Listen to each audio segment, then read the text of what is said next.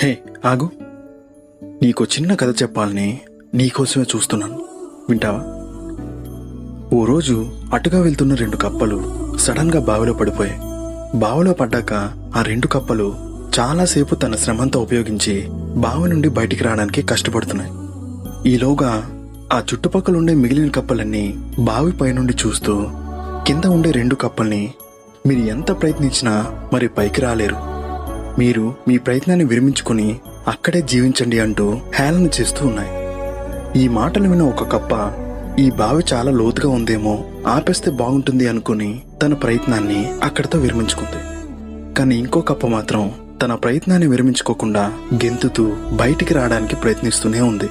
పైనుండే కప్పలు కామ్గా ఉంటాయా? నీ తోటి కప్ప తెలుసుకుని తన ప్రయత్నాన్ని విరమించుకుంది, నువ్వే నీ శ్రమను వృధా చేసుకుంటున్నావు, నువ్వు కూడా అక్కడే ఉండిపో, ఈ జన్మలో నువ్వు బయటికి రాలేవని